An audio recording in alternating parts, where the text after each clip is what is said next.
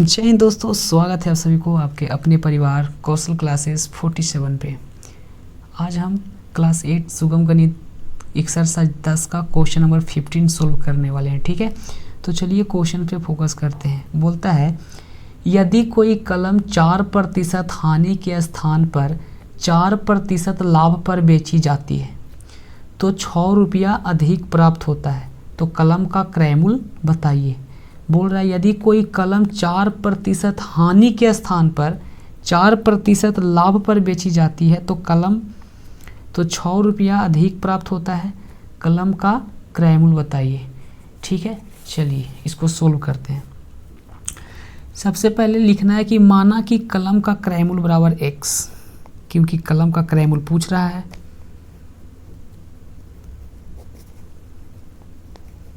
माना कि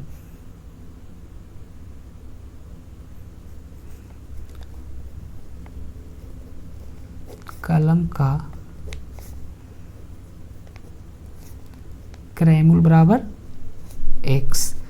ठीक है, अब हो रहा था कि 4% हानि के स्थान पर 4% लाभ पर बेची जाती है, तो पहले क्रय मूल्य आपका x दिया हुआ है, इसको पहले हानि से निकाल लेते हैं। तो हानि प्रतिशत बराबर क्या दिया हुआ है? हानि प्रतिशत बराबर दिया हुआ है 4, क्रय मूल्य दिया हुआ है, हानि प्रतिशत दिया हुआ है, तो एक फार्मूला होता है विक्रय मूल्य बराबर है। विक्रय मूल्य बराबर फार्मूला क्या होता है? 100 माइनस हानि प्रतिशत बटा 100 गुना क्रय मूल्य। चलिए इस फार्मूला पे उसको रख करके चेक करते हैं। बोल रहा है कि 100 तो है लिखा हुआ फार्मूला के अनुसार, बट हानि प्रतिशत कितना का है? 4 का, बटा 100 गुना क्रय मूल्य कितना हमारा आया? x। अब देखिए x तो हो गया, अब 100 में से अगर 4 जाएगा तो कितना बचेगा? इधर सोल्व कर लेते थोड़ा। 100 में से अगर 4 घटाएंगे तो कितना बचेगा? कितना बचेगा? 96, यानी 96 बटा 100, और साथ में कौन है? x। अब 96 बटा 100 जो आया उसको हम आसानी से काट भी सकते हैं। देखिए 25 चौके 100, और 25 चौके 25 का पहाड़ा जब 4 बार में पढ़े तब 100 आया, बट हमको 96 को ऐसा काटना है कि 4 ही बार में कटे, तो क्या हो जाएगा? 24 चौके। ठीक है, तो इसको लिख सकते हैं 24, यानी 24 बटा 25 x। ये क्या आ गया?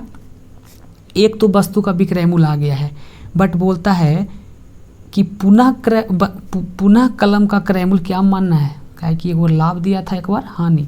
हानि की स्थिति में निकाल लिए, बट अभी हमको निकालना क्या चीज़ में है? किस चीज़ में? लाभ की स्थिति में। चलिए तो लिखना यहाँ पे है पुनः कलम का क्रय मूल्य। कलम का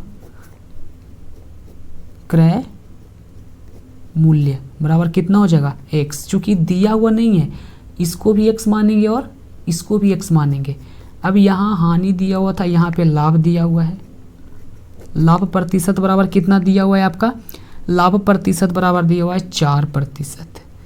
तो क्रय मूल्य दिया हुआ है, लाभ प्रतिशत दिया हुआ है, तो विक्रय मूल्य बराबर फार्मूला लगा लेंगे। क्या बराबर? विक्रय मूल्य बराबर एक फार्मूला होता है, विक्रय मूल्य बराबर। विक्रय मूल्य बराबर कौन सा फार्मूला होता है? तो 100 प्लस लाभ प्रतिशत बटा 100 गुना क्रय मूल्य। फार्मूला 100, लाभ प्रतिशत कितना दिया हुआ है आपका? 4%। तो प्रतिशत नहीं भी लिख सकते हो, ऐसे कोई दिक्कत ना है, बटा 100 गुना क्रय मूल्य कितना है बाबू? x। ठीक है, तो इसको सोल्व करते पहले।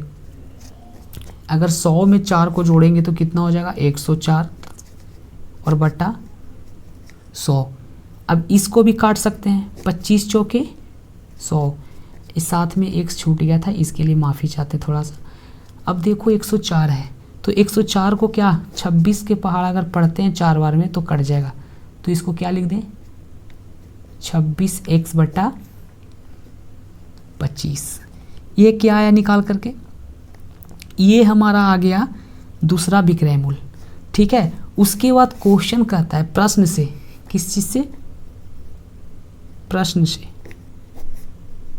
प्रश्न कहता है अब आप ही बताओ कि कोई भी वस्तु का डबल विक्रय मूल्य हो सकता है, नहीं ना हो सकता है। तो इसलिए यहाँ पे बोल रहा है कि ये दोनों का जो विक्रय मूल्य है ना, उससे 6 रुपया अधिक लाभ कमाया था। बोल रहा था क्वेश्चन में कि 6 रुपया अधिक प्राप्त होता है। तो सबसे पहले देखिए कि पहला का विक्रय मूल्य कितना आया है, पहला का विक्रय मूल्य ये है, दूसरा का विक्रय मूल्य कौन है 26x/25, तो इसमें बड़ा ये है तो इसको पहले लिख देते हैं यहाँ पे। तो 26x/25 माइनस किसको घटाना है बाबू, इसको 24x/25 घटा दिए। बट ये बोल रहा है कि दोनों से कितना अधिक, 6 का अधिक कमा रहा था। तो आप इसको एलसीएम लोगे पहले, 25 का एलसीएम कितना होगा 25 में अगर 25 में भागा देते हो तो कितना से कटेगा 1, और जब 1 आया इन दोनों को देखो डिवाइड देते हैं तो कितना आया 1, और जो 1 आया उसको ऊपर जा कर के क्या किया जाता है गुना। तो 26x में x से अगर गुना करेंगे तो 26x माइनस इसको भागा देंगे तो 1, गुना करेंगे तो 24x बराबर 6। दोनों को घटाओ, 26 में से 24 जाएगा तो कितना बचेगा, अगर 26 में से 24 को घटाते हैं तो कितना बचेगा 2, साथ में x बटा 25 बराबर 6। अब तो यहाँ पे 1 लिख सकते हैं आसानी से, कोई दिक्कत।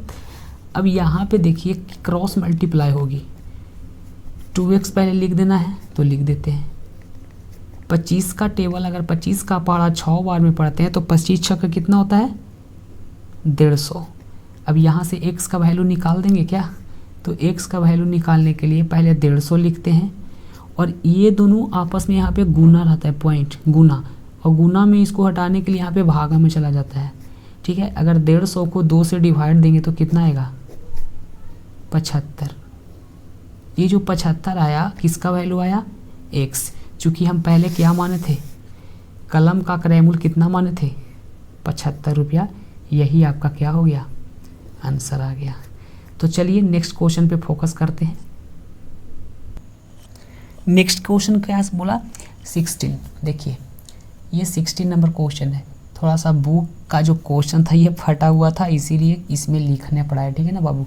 अब इसको पे फोकस करते हैं। ए ने एक पंखा 15% लाभ पर बेचा, यदि वह उसको 25% कम में खरीदता, यदि वह उसको 25% कम में खरीदता और 64 रुपया कम से बेचता तो उसे 32% लाभ होता। तो पंखा का क्या निकालना है, क्रय मूल्य बताए।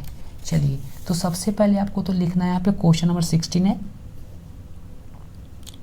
Question number 16। अगर आप प्रॉफिट एंड लॉस की मैथ को सोल्व कर रहे हो, फार्मूला आपको याद नहीं है, तो भाई सबसे पहले जाकर के आप फार्मूला याद करो, उसके बाद इसे बनाना। अब बोलता है क्वेश्चन नंबर 16 कि माना कि पंखा का क्रय मूल्य कितना हो जाएगा x।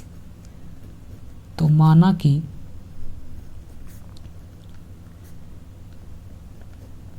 पंखा का क्रय मूल्य बराबर x रुपया, ठीक है।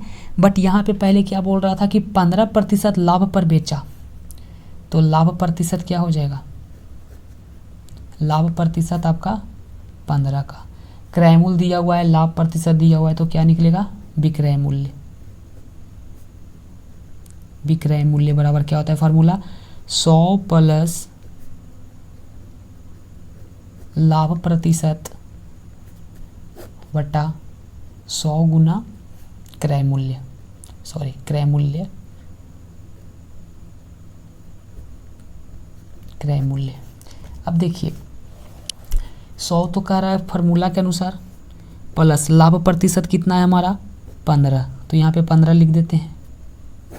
उसके बाद 100 नीचे फार्मूला के अनुसार, क्रय मूल्य कितना है, इधर फोकस करना, इधर कितना है x, लिख दे x। अब दोनों को ऐड कर दो पहले।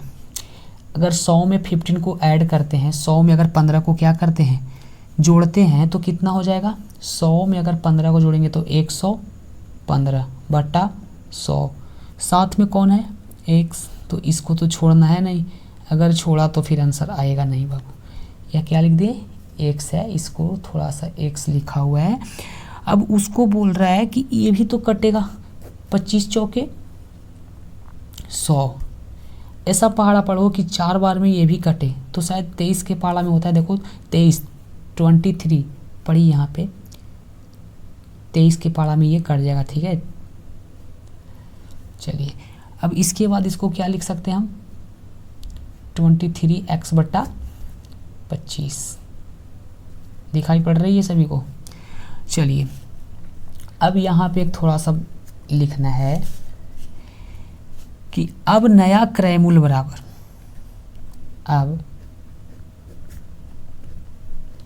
नया क्रय मूल्य बराबर, देखिए 25% अगर कम में खरीदता, पहले क्रय मूल्य हमारा कितना था, x, क्रय मूल्य x था, 25% कम में खरीदता तब उसको क्या होता, तो सबसे पहले तो यहाँ पर हो जाएगा x, क्योंकि क्रय मूल्य कितना हमारा है x, कम में खरीदता, कम मतलब माइनस, अब x का कितना प्रतिशत, 25%, 25%, तो सबसे पहले आप इसको सोल्व करो, सबसे पहले हो जाएगा x माइनस x गुने 25, और परसेंटेज को यहाँ से अगर हटाते हैं तो नीचे क्या आ जाएगा 100, काटेंगे तो 25 चौके 100, अब x माइनस x/4, इसके नीचे क्या लिख सकते हैं हम 1।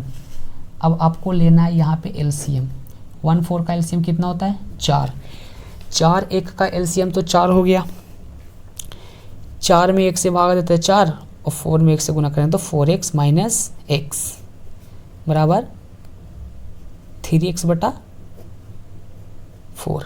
ये क्या निकल करके आया बाबू, ये आया हमारा नया क्रय मूल्य, नया क्रय मूल्य निकल के आया।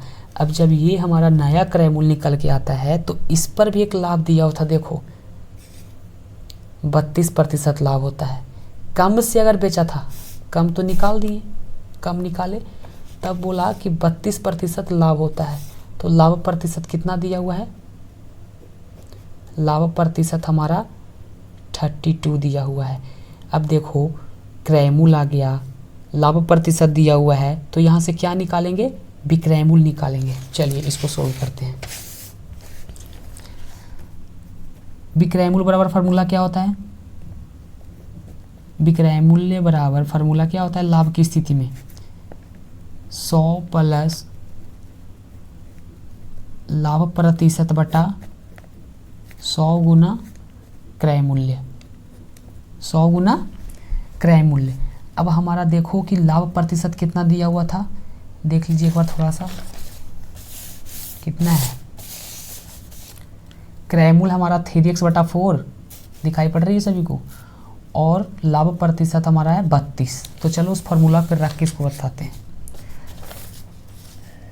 देखिए विक्रय मूल्य हमारा निकलेंगे अब 100 प्लस प्रतिशत लाभ दिया हुआ था 32 बटा 100 गुना क्रय मूल्य कितना था 3x/4, शायद वही था 3x/4। तो चलो पहले इसको सोल्व करते हैं, ठीक है। इसको आपको सोल्व करेगा तो ये निकलेगा आपका नया विक्रय मूल्य, जिस प्रकार से आपका नया क्रय मूल्य निकला था ठीक उसी प्रकार से ये नया विक्रय मूल्य निकलेगा। 100 में जोड़ो 32, कितना हो जाएगा 132 बटा 100, 132 बटा 100 गुना 3x/4, 3x/4 यानी 3x/4। अब इन दोनों को पहले काटम कुटुम करते हैं, काट दे। चलो अगर आप इसको काटोगे, चलिए काटते हैं, 25 चौके, 25 चौके कितना होता है बाबू बताओ, 25 चौके 100, 25 चौके 100, और अगर इसको आप काटते हो तो शायद ये कट जाएगा आपका 33 बार में, ठीक है। तो 33 दिया कितना हो गया 99 x, और 25 चौके 100, ये हमारा क्या निकल कर के आया, ये जो आया हमारा वो विक्रय मूल्य आया नया वाला। लेकिन प्रश्न क्या कहता है, अतः प्रश्न से लिखेंगे नीचे कि अतः प्रश्न से। अब प्रश्न से क्या होता है कि सबसे पहले जो हमारा निकल करके आया था विक्रयमूल कितना था, सबसे पहले हमारा विक्रयमूल कितना निकल करके आया था, देख लेते एक बार। सबसे पहला हमारा विक्रयमूल निकल करके आया था, देखिए यहाँ ये 23x/25 शायद दिखाई दे रही होगी, 23x/25। और अब कितना निकल करके आया है, तो एक वस्तु का दो विक्रयमूल तो कभी हो नहीं सकता, हो सकता है क्या, तो एक बार लिखेंगे आपको 23/20 था। चलिए 23/20 x, ठीक है।